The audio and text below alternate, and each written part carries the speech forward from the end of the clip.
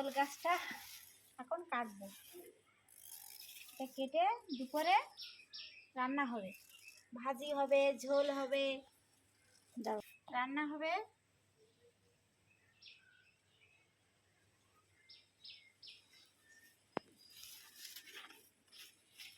গোড়াতে কাটবো না, না একটু রেখে কাটো।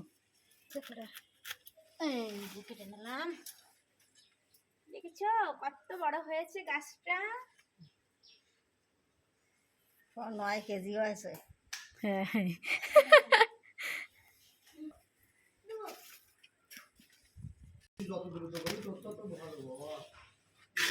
পাতা কিন্তু এখনো বেশ জালি আছে। এটা তো আরো অনেক বড় হতে সিদ্ধ করে চিংড়ি মাছ তেশিলি বাটে রসুন পেঁয়াজ দিয়ে ভর্তা করলে মানে ভালো লাগবে না? তাহলে দেখি করা যায় কিনা, রেখে দেবো পরে একদিন। এটা কি ভাজি করবা নাকি ঝোল?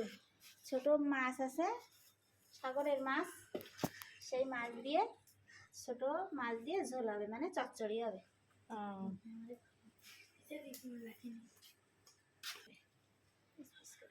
লম্বা লম্বা আলুর মতোই কাটছে।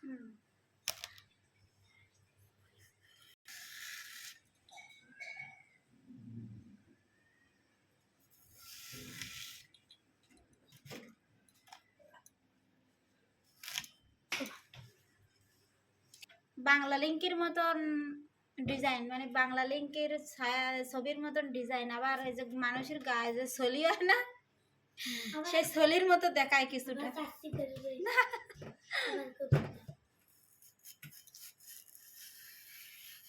অনেক পদ হবে। শুরুতেই ওলের ডাগো কোটা দেখালাম। বলো জানার মুড়ির পাতা মশলা। এই যে ওলের ডাটা কাটা শেষ, এখন এই যে পাতাটা অনেক মানে আর কি জালি আছে, তাই পাতাটা রেখে দিচ্ছি, কাটিয়ে ফ্রিজে রেখে দেবো। কালকেরে এটা ভর্তা হবে। আজকে অনেক পদ আছে তো আজকে ভর্তা আর কেউ খাবে না, মাংস আছে, অনেক রান্না। আজকে শুক্রবার।